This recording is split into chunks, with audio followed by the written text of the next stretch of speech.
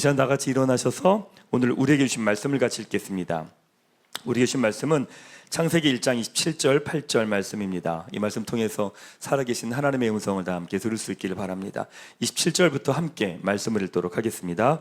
하나님이 자기 형상 곧 하나님의 형상대로 사람을 창조하시되 남자와 여자를 창조하시고 하나님이 그들에게 복을 주시며 하나님이 그들에게 이르시되 생육하고 번성하여 땅에 충만하라. 땅을 정복하라. 바다의 물고기와 하늘의 새와 땅에 움직이는 모든 생물을 다스리라 하시니라. 아멘. 네, 그 자리에 앉으시기 바랍니다. 가슴에 손을 대고 제가 하는 기도 따라하겠습니다. 하나님은 나를 사랑하십니다. 나는 그 사랑 안에 있습니다. 나는 하나님의 형상입니다. 나는 하나님의 꿈입니다. 그렇게 살아갈 것입니다. 아멘. 네, 감사합니다. 예전에 꿈꾸는 교육 공동체를 준비하고 저희 교회 학교를 준비하면서 이렇게 남편분들하고 함께 모여서 유대인의 자녀 교육에 대해서 함께 같이 스터디를 한 적이 있었습니다. 거기 보면 독특한 것이 한 3가지 정도가 있는데, 첫 번째는 무엇이냐면 아이가 태어나서 첫 돌이 지나면 그 다음부터 아빠가 베드타임 스토리라고 아이에게 성경 이야기를 들려줍니다. 돌 지나면서부터 아빠가 아이에게 성경 이야기를 들려줘요. 그리고 아이가 5살이 지나면 집안일을 같이 하기 시작을 합니다. 또 3번째는 뭐냐면 아이들이 하브루타라는 것을 학교에서 합니다. 토론하고 논쟁을 하는 건데, 원래 하브루타는 유대인 전통 교육기관 예시바에서 말씀과 탈무드를 갖고 치열하게 논쟁을 하고 토론하는 겁니다. 근데 하브루타는 어떤 주제를 가지고 이렇게 옳다 그르다를 이야기하는 게 아니라 하나님의 말씀이 있는데 그 말씀을 우리가 어떻게 순종할 거냐라고 하는 것들을 토론하는 거예요. 예를 들면 이런 거예요. 율법에서 안식일을 지켜라 라고 말하면 왜 하나님이 우리에게 안식일을 주셨을까? 이제 하나님의 마음과 생각을 아는 것으로부터 시작을 하고, 그럼 우리는 어떻게 안식일을 지킬 수 있지? 그걸 가지고 토론을 하는 거예요. 그러니까 우리나라는 그건 다 빼고 토론, 논쟁, 이런 수업 하는 거야. 하브루타 가지고 와. 그리고 나는 비난하면서 정죄하면서 토론을 해요. 그거 아니에요. 본질적인 건 뭐냐면 하나님의 말씀을 구체적으로 하나님의 마음을 알아가며 어떻게 적용할 건지를 토론하고 논의하는 것, 그게 사실은 하브루타의 본질이기도 합니다. 근데 돌아보니까 최근에 다시 한번 그 내용을 보다 깨달은 게 뭐냐면 유대인의 자녀 교육은 다른 게 아니라 정체성 교육이었던 거죠. 너는 하나님의 백성이야, 선민이야. 그러니까 너는 성경을 배우고 말씀을 배우는 거야, 이겁니다. 그리고 너희는 가족 안에 있는 가족 구성원이잖아. 그러니까 너희는 집안일을 함께 하는 거야.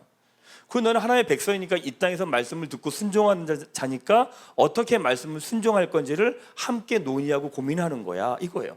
유대인의 교육은 다른 게 아니더라고요. 다른 게 아니라 정체성 교육인 겁니다. 돌아보면 우리는 늘 고민해요. 무엇을 해야 되지? 어디로 가야 될지? doing에 관한 고민을 합니다. 근데 doing은 어디서부터 나오냐? being에서 나옵니다. 그러니까 내가 무엇을 할 거냐라는 건 내가 누구인가에서부터 나오는 거죠. 그러니까 내가 누구인가가 정돈되지 않으면 내가 어떤 선택을 하고 어떤 결정을 해도 그 모든 것들이 다 흔들려 버리는 거예요. 왜? 내가 정체성이 정돈이 되어 있지 않기 때문입니다. 그러니까 늘 불안한 거예요. 어떤 선택을 하고 결정을 해도 염려가 되고 걱정이 되고 불안이 됩니다. 그게 지금 시대의 모습이죠. 그러니까 내가 누구인지가 정돈되려면 변하지 않는 기준 앞에 서야 됩니다. 그러니까 진리 앞에 서야 되는 거죠. 이 말은 이 땅에 있는 그 어떤 것도 내가 누구인지를 알려주지 않는다는 이야기입니다.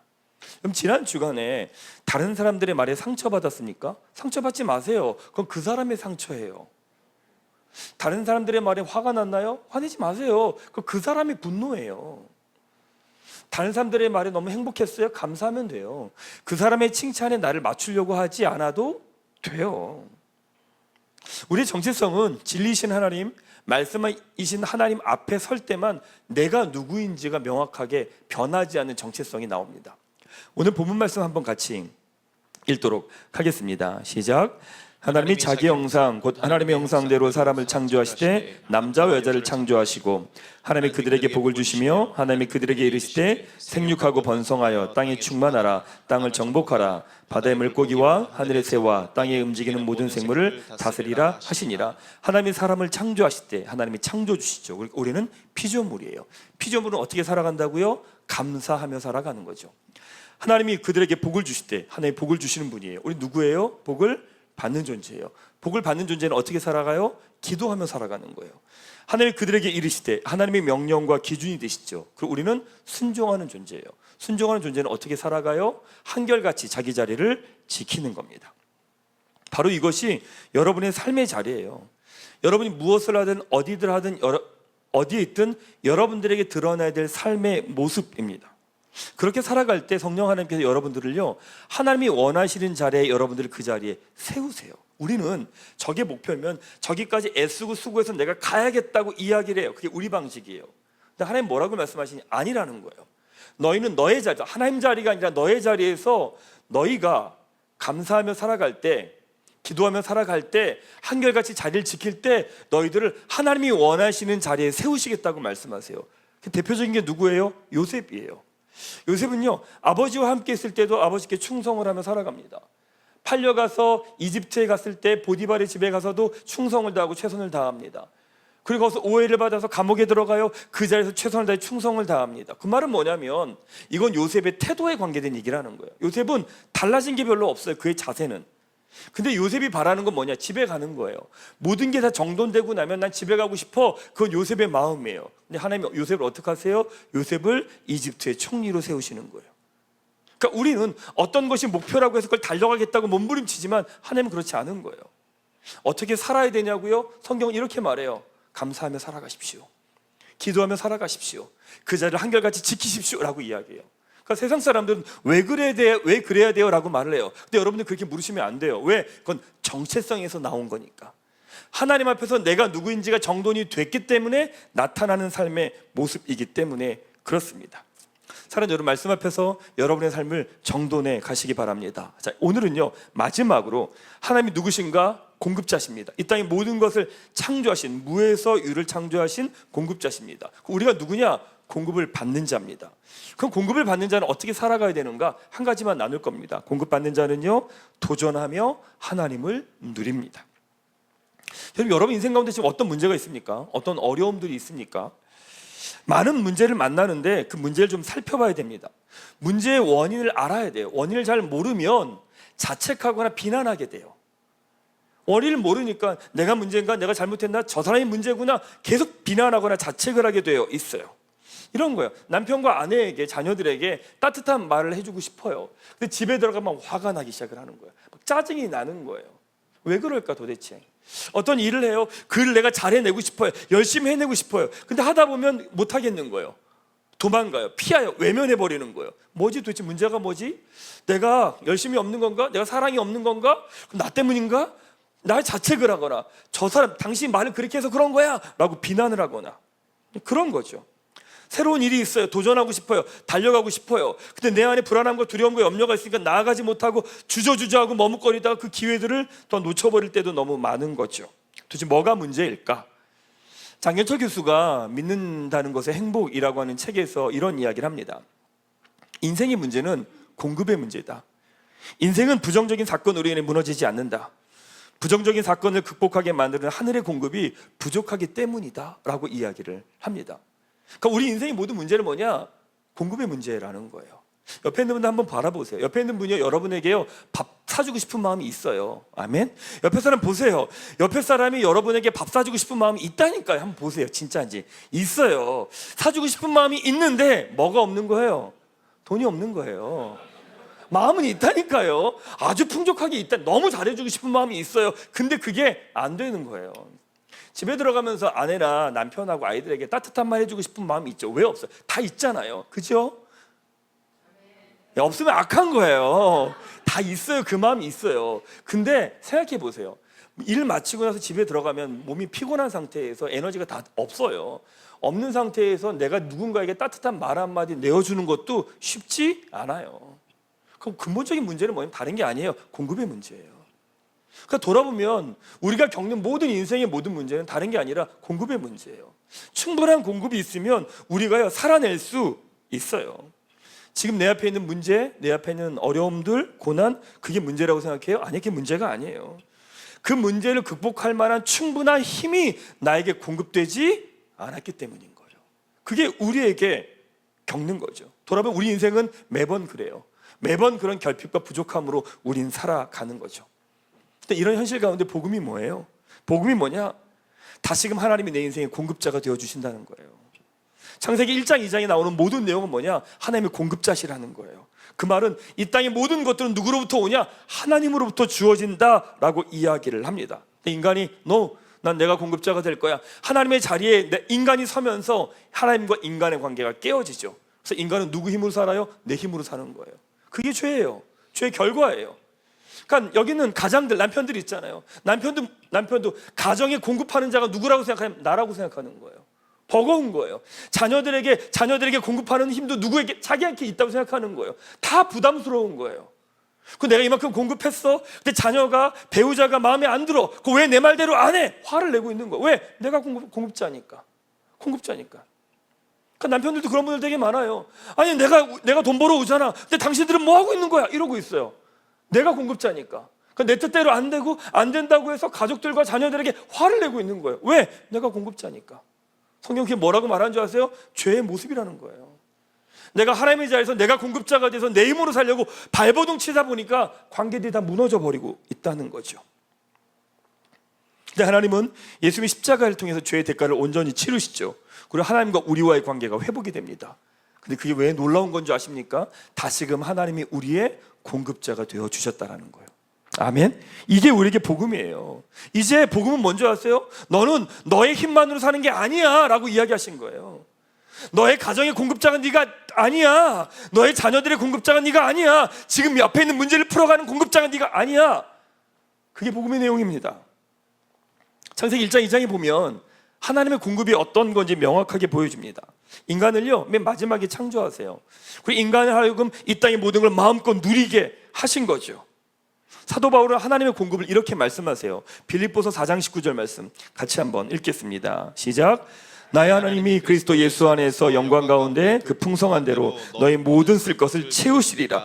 풍성한 대로 너희 모든 것을 채우시겠다고 말씀하세요. 일부분을 채우신대요? 아니요, 모든 것을. 보통 이럴 땐 아멘 하는 거예요. 다시 자, 하나님께서 모든 것을 채우시겠대요. 정말 믿으십니까? 이것처럼 놀라운 소식이 어디 있어요? 하나님께서 우리 인생을요 풍성하게 모든 것을 다 채우시겠다고 말씀하시는 거죠. 사람들이 종종 이렇게 물어요. 목사님, 그러면 지금 나한테 돈이 부족한데 그럼 하나님 그 부족한 돈 채우십니까? 이렇게 물어요. 그쵸? 생각이 드는 거예요. 하나님이 채우실까요? 안 채우실까요? 진짜입니까? 믿으십니까? 안 채우십니다. 물론 채우십니다. 근데 당장 안 채우십니다. 왜 안 채우는 줄 아십니까? 마음이 부족과 결핍에 붙들려 있는 사람에겐 아무리 많은 돈을 줘도 그 사람은 늘 부족합니다. 그 사람 마음 가운데 붙들려 있는 부족함과 결핍의 문제가 풀어지지 않으면 아무리 많은 돈과 관계와 능력이 주어져도 그 사람은 늘 부족합니다. 부족과 결핍이라고 하는 건 절대적인 문제가 아닙니다. 상대적인 겁니다. 아무리 많은 돈이 있어도요 가난하게 사는 사람이 있습니다. 돈이 많이 없음에도 불구하고 부유하게 사는 사람들이 있습니다. 왜 그래요? 마음의 문제예요. 그 마음이 결핍과 부족함이라는 것에 붙들려 있고 매어 있으면 그 사람에게 아무리 많은 것이 주어져도요 그 사람은 부유함을 누리지 못합니다. 여기서 알아야 될 영적 원리가 있어요. 여러분, 보이지 않는 것으로 심고요 보이는 것으로 열매를 맺는 거예요. 하나님이요 그의 마음에 묶인 것을 먼저 풀어내세요. 끊어내세요. 그리고 보이지 않는 것을 심게 하세요. 보면 재정에 묶여있는 분들은요 11조 내는 게 어려워요. 저는 헌금 설교를 잘하지 않아요. 왜냐하면 헌금은 하나님과 그 사람과의 1대1의 관계라고 생각하기 때문에 그래요. 근데 제가 요즘에 교회에서 계속 기도하다 보면 기도 제목들이 쫙 있거든요. 막 기도하는데 놀라운 게 뭔지 아세요? 이 기도를 하려고 그러면 하나님이 다른 기도를 시키세요. 그럼 다른 기도 시키면 이거 뭐지? 그리고 제가 무시하고 또 제 기도를 해요. 제 뜻대로 하는 거죠. 제 뜻대로 막 해요. 그럼 하나님이 다시 이 기도 시키세요. 뭐지 도대체? 뭐 어떤 기도 시킨 줄 아세요? 하나님이요 우리 교회 가족들의 재정에 대한 기도를 시키시는 거예요. 뭐지 이게 도대체? 그게 몇 개월 됐어요. 근데 제가 이해가 안 됐어요. 그게 그냥 갑자기 이 기도하다 갑자기 이 기도가 나오게 하는 거예요. 이거 아닌가 보나. 다시 또 이 기도 들어가요. 근데 제가 2, 3주 전에 알았어요. 무슨 말이냐면 우리 교회 가족들이 재정에 묶여있다는 얘기인 거예요. 재정이 묶여있다는 얘기는 무슨 말이냐면 가족들이 지금 우리 교회 가족들이요 재정 때문에 다툼과 갈등이 있다는 이야기인 거예요. 그러니까 도인이 주인이 되어서 부부 관계에 영향을 주고 있다는 이야기인 거고, 부모 자녀 관계에 영향을 주고 있다는 이야기인 거예요 지금. 그러니까 저희 교회 가족들이 저랑 그런 얘기를 잘 하진 않잖아요. 물론 몇 가정들이 와서 이야기를 해요. 근데 계속 그 기도를 시킨다는 얘기는 무슨 말이냐면, 하나님이 저에게 말씀하시는 거예요. 야, 지금 너희 교회 가족들이 그것 때문에 부딪히고 있는 거야 라고 하신 걸 제가 2-3주 전에 안 거예요. 여러분, 부부관계에서 돈이 묶이면, 재정이 묶이면 성이 묶여요. 재정에서 자유함이 없어져 버리면 성에서 자유함이 없어져 버려요. 그럼 부부관계가 흔들려 버려요. 근데 이건 재정에 관계된 문제만이 아니에요. 진짜 그런 생각이 있어요. 내가 우리 교회 가족들에게 재정에 대한 말씀을 너무 안 전했나? 재정에 대한 훈련 너무 안 시켰나? 이런 생각까지 했어요. 이건 재정뿐만이 아니라 시간, 일, 생각, 관계, 능력, 지식, 모든 영역에 다 동일해요. 먼저 묶여진 마음이 풀리지 않으면, 그 붙들려 있는 마음이 끊어지지 않으면 보이는 곳으로 열매 맺혀지지 않아요. 하나님께서 푸시는 방법이 뭔지 아세요? 마음에 묶여 있는 걸 끊어내세요. 잘라내세요. 그 다음에 어떤 일이 일어나느냐? 눈에 보이는 열매로 드러나게 하세요. 사랑하는 여러분, 하나님이 공급자라고 말씀하십니다. 우리의 삶을 풍성하게 채워가시는 하나님이라고 말씀하세요. 그렇게 사도 바울의 고백, 그 풍성한 대로 너희 쓸 것을 채우시리라. 바로 여기에서부터 우리의 삶이 시작되는 거예요. 바로 여기에서부터 우리의 삶이 시작돼요. 사랑하는 여러분, 하나님의 그 풍성함과 부요함을 더 깊이 누리는 여러분 되시기를 주님의 이름으로 축원합니다.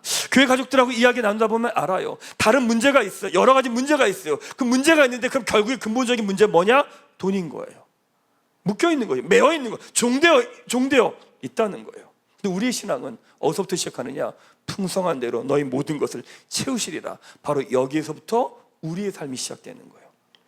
그래서 공급받는 자의 삶이 어떤 건지 아십니까? 도전하며 살아갑니다. 공급자가 없는 인생은 자기 주머니만큼 살아요. 내 주머니에 1,000원이 있어요. 1,000원만큼만 움직여요. 더 이상 움직이지 않아요.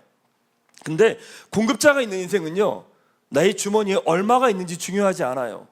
내가 할 수 있느냐 없느냐, 되느냐 되지 않느냐 별로 중요하지 않아요. 왜? 공급자 하나님이 계시잖아요. 그래서 도전한다는 건 뭐냐? 새로운 것을 향해 나아간다, 낯선 것을 향해 나아간다, 어려운 것을 향해 나아간다. 그게 아니에요. 도전은 뭐냐면 본질적으로 하나님만을 의지할 수밖에 없는 자리로 나아가는 거, 그게 도전이에요. 새로운 것을 향해 나아가요. 근데 나한테 믿을 구석이 있어요. 그건 도전이 아니에요. 자기를 지키고 보호하려고 하는 거지. 제가 사역을 하면서 성도들이 제일 많이 하는 착각이 있어요. 그리고 제가 제일 많이 했던 착각이 있어요. 그게 뭐냐? 도망을 도전이라고 생각해요. 지금 내가 서 있는 삶의 자리에서 풀어내지 못하니까 새로운 것을 향해 나아간다고, 도전한다고 말해요. 근데 사실은 도망이에요. 자기계발서에서 사람의 변화를 이야기할 때 언제나 외부에서 찾습니다. 뭐 이런 거죠. 시간을 다르게 써라, 만나는 사람을 다르게 만나라, 새로운 사람을 사귀어라, 사는 곳을 바꿔라 라고 말해요. 자기계발서는 변화를 어디서 찾느냐? 외부에서 찾아요. 근데 성경은 외부에서 찾지 않습니다. 로마서 12장 2절 뭐라고 말씀하느냐? 마음을 새롭게 함으로 변화를 받아. 어디서부터 시작되는 줄 아십니까? 마음부터 시작합니다. 그 도전도 어디서부터 시작하느냐? 마음에서부터 시작합니다.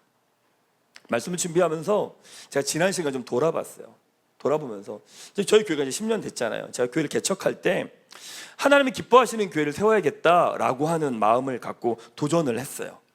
근데 시간이 지나면서 복음 앞에 딱 서면서 복음 앞에서 하나님께서 내 마음을 드러내시는 거예요. 성령께서 저에게 이렇게 말씀하시는 거예요. 너는 도전한 게 아니라 넌 도망간 거야 라고 말씀하시는 거예요.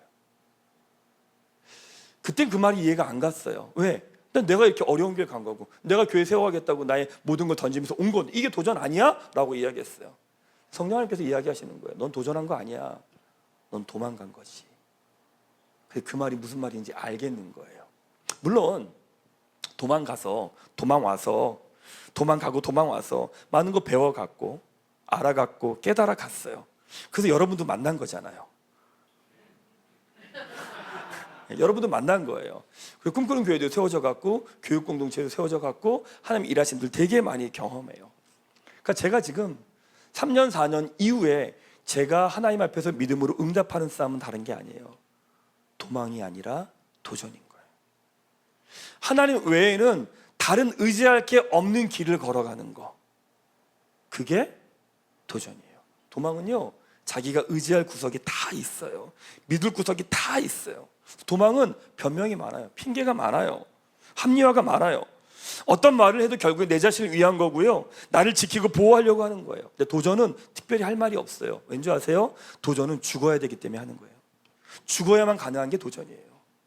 도전이라는 말에 이미 전제가 깔려요. 내가 죽는다는 게 깔려요. 내가 죽어야 그게 진짜 도전이에요. 나의 감정과 의지와 생각과 나에게 이게 다 죽고 의지할 게 하나님 한 분밖에 없어서 그분만을 바라보면서 나아가는 거, 그게 도전이에요.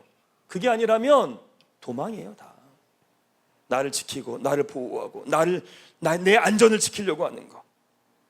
사랑하는 여러분, 여러분이 지나온 삶을 통해서 여러분은 도전해 본 적이 있으십니까? 오직 하나님 한 분만을 붙들고 그 걸음을 걸어가 본 적이 있으십니까? 내가 믿는 구석이 하나도 없이 하나님 외에는 의지할 게 아무것도 없는 상황에 그 걸음과 길을 걸어가 본 적 있으십니까? 물론 지금 그런 시간일 수도 있어요. 어떤 기대함도 소망함도 의지할 것도 그 어떤 것도 없이 오직 하나님만을 바라보는 시간. 도전이라는 게 엄청난 건 아니에요. 큰 건 아니에요. 정말 하고 싶지 않아요. 근데 하는 거, 그게 도전이에요. 누군가에게 미안하다고 말해야 돼요. 하고 싶지 않아요. 근데 누군가에게 미안하다고 말하는 거, 그게 도전이에요. 운전하는 게 너무 두려워요. 근데 연수를 시작하는 거예요. 그게 도전이에요. 이사야서 43장 19절 이렇게 말씀합니다. 같이 한번 말씀 읽겠습니다. 시작. 반드시 내가 광야의 길을 사막의 강을 내리니, 광야와 사막을 간다는 건 내가 의지할 것이 하나도 없다는 이야기입니다. 그러니까 하나님 한 분 외에는 내가 의지할 게 하나도 없는 것, 그걸 광야와 사막이라고 이야기합니다. 돌아보면 우리 모든 인생은요, 광야와 사막을 가게 되어 있어요. 신앙이 있든 신앙이 없든 모두 다. 왜? 이 세상 자체가 사막과 광야거든요. 광야거든요. 차이가 있다면 신앙이 없는 분들은요, 사막과 광야를 가지 않으려고 발버둥 치다가 가요. 그래서 힘들어요. 신앙이 있는 사람들은 어때요? 자기가 알아서 사막과 광야로 가요. 왜요? 거기서 길을 내시고 강을 내시는 공급자 하나님의 계심을 믿기 때문이에요. 이 차이예요. 사도 바울이 도전하는 삶을 이렇게 표현해요. 갈라디아서 2장 20절 같이 한번 말씀 읽겠습니다. 시작. 내가 그리스도와 함께 십자가에 못 박혔나니 그런즉 이제는 내가 사는 것이 아니요 오직 내 안에 그리스도께서 사시는 것이다. 하나님을 누리는 삶은요, 도전하는 삶이에요. 그래서 성장하는 삶이에요. 성경은 그것을 그리스도가 사는 삶이라고 이야기를 합니다. 사랑하는 여러분, 하나님께서 우리를 이 땅을 창조하시고 우리를 이 땅 가운데서 두셨어요. 그리고 하나님이 창조하신 모든 것을 마음껏 누리라고 하나님께서 다 주셨죠. 내가 할 수 있고 없고 내가 되고 안 되고 그것이 아니라 공급자 하나님을 믿으며 그 지경을 향해 나아가라고 이야기하시는 거예요. 우리의 삶의 본질은 하나입니다. 그리스도의 장성한 분량까지 자라가는 거예요. 여러분, 신앙을 도박처럼 하지 마세요. 뭐냐 도냐로 하지 마세요. 우리 자리가 여기 있어요. 저기까지 자라가는, 그리스도의 장성한 분량까지 자라가는 게 우리의 부르심이에요. 한 번에 저기 가요? 그런 거 아니에요. 여기 있어요. 의지할 게 아무것도 없어요. 하나님을 의지하면서, 주님만 의지하면서 한 걸음 내딛어요. 내가 생각한 대로 되지 않을 수 있겠죠. 또 뒤로 물러갈 수 있어요. 근데 이 사람은 여기까지 갈 수 있는 사람이에요. 그 다음에 여기까지 그냥 가요. 여기서 하나님 바라보면서 또 믿음의 발걸음 한 걸음 내딛어요. 또 뒤로 무너지겠죠. 우리가 뒤로 가겠죠. 근데 저기까지 간 사람은 또 여기까지 그냥 갈 수 있어요. 또 어떻게 해요? 또 주님 바라보면서 한 걸음 믿음의 발걸음 내딛어요. 또 깨어지겠죠. 또 뒤로 오겠죠. 우리가. 근데 놀라운 건 뭔지 아세요? 이런 과정을 걸어가면 어디까지 걸어가냐면 그리스도의 장성한 분량까지 자라가는 거예요. 사랑하는 여러분, 우리는 공급자 하나님을 믿으며 사는 사람이에요. 그러기에 내가 믿는 구석들, 나를 지키고 나 자존심도 지키고 나의 생각도 지키고 나의 돈도 지키고 나의 명예도 지키면서 가는 사람들이 아니에요. 왜? 우리 공급은 그분께 있는데, 그분이 공급하시는데 우리 끊임없이 내가 공급자가 되려고 하는 거예요. 그래서 인생이 힘든 거예요. 사랑하는 여러분, 그래서 믿는 사람들에게 실패가 없어요. 그래서 믿는 사람들은 경험하는 거예요. 성장하는 거예요. 그분을 향한 믿음으로 지경이 넓어지는 거예요. 저 우리 교회 가족들이 공급받는 자로 여러분의 삶의 자리가 어디든지 간에 도전하며 성장하며 나아가며 경험하며 배우며 그리스도의 장성한 분량까지 성장하는 여러분 모두가 되시기를 주님의 이름으로 축원합니다. 말씀 마무리하겠습니다. 6월 한 달 하나님 자리가 아니라 우리 자리에서 사는 삶에 대한 이야기를 나눴습니다. 하나님이 창조주시고 복을 주시는 분이고 명령과 기준이 되시고 공급자시고, 우리가 누구예요? 우리는요 피조물이고 복을 받는 자고 순종하는 자며 공급을 받는 자입니다. 그렇게 살아가는 삶의 모습이 뭐냐? 감사하는 것이고 기도하는 것이고 한결같이 자리를 지키는 것이고 도전하는 거예요. 그걸 제가 약자도 만들었잖아요. 감기한도. 감기가 심해도 한도가 있겠지라고 하는 말도 안 되는 이야기로 요약을 했어요. 어떻게 사냐고요? 감사하며 기도함으로 한결같이 도전함으로. 그게 우리의 삶이라는 거예요. 여러분의 삶에서 어떤 부분은 잘 될 거예요. 노력하지 않아도 되는 영역이 있을 거예요. 근데 어떤 부분은 참 어려우실 겁니다. 잘 되는 건 그냥 두시고 이제 하반기 시작하잖아요. 이번 하반기 기간 동안 여러분이 서야 될 자리가 어딘지 먼저 정돈하십시오. 안 되는 부분이 어느 부분인지. 어떤 분이 이야기하시더라고요. 목사님, 저는요 피조물로 사는 게 너무 어려워요. 그냥 전 불평과 원망이 입에서 그냥 나오더라고요. 이런 분이 있어요. 어떤 분은 목사님, 저는 복을 받는 자로 사는 게 너무 힘들어요. 기도하는 것보다 내가 움직이고 판단하고 결정하는 게 더 편하더라고요. 어떤 분은 목사님, 순종하는 자로 사는 게 너무 힘들어요. 내 고집과 생각, 마음 그걸 못 넘어가겠어요. 이런 얘기하신 분이 있어요. 또 어떤 분은 공급받는 자의 삶이라고 말씀하시더라고요. 내 생각 틀을 못 넘어가요. 내 거에 매여 있는 거예요. 그러니까 내가 될 것 같은 것만 하는 거야. 힘든 건 안 하는 거죠. 거기에 붙들려 있고 매여 있는 거예요. 여러분 어떠십니까? 하반기 여러분들이 싸워가야 될 믿음의 싸움은 어디입니까? 하반기 여러분들이 서야 될 여러분의 자리는 어디이십니까? 4가지잖아요. 하나만 정합시다. 많이 하지 말고 하나만 정하셔서 하반기 그 믿음의 싸움을 하십시다. 제가 이번 주부터 우리 교인들 만나면 물을 거예요. 이제 김현철 집사님 무슨 싸움 합니까? 물을 거예요. 같은 성도님들 저 피해 다니는데 이제 더 피해 다니겠죠. 물을 거예요. 어떤 싸움 하실 겁니까? 라고 물을 거예요. 자, 이 시간에 먼저 옆에 있는 분에게 이야기하십시오. 저는 이 싸움을 해야 될 것 같습니다. 빨리, 자, 옆에 사람에게 물어보십시오. 당신 어떤 싸움 해야 됩니까? 라고 물어보세요. 빨리 물어보세요. 어떤 싸움 해야 됩니까? 빨리 물어보세요. 빨리. 여러분이 싸워야 될 내 자리 어딥니까? 라고 물어보세요. 빨리 물어보세요.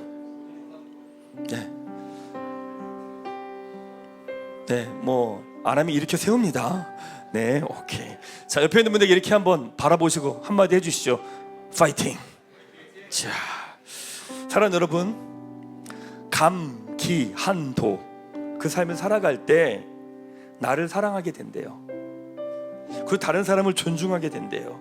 그리고 다스리는 자로 살아갈 수 있게 된대요. 여러분의 삶에 많은 계획들이 있잖아요.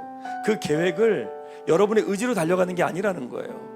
하나님 자리가 아니라 내 자리에서 감사함으로 그 길을 걸어가고 기도함으로 그 길을 걸어가고 한결같이 그 길을 걸어가고 하나님만을 바라보는 도전의 길을 걸어갈 때 하나님께서 그 길을 이루시겠다고 말씀하시는 거예요. 사랑하는 여러분, 복음으로 주시는 우리 삶의 새로운 가능성, 그 길을 걸어가며 하나님을 누리는 여러분 한 분 한 분 되시기를 주님의 이름으로 축원합니다.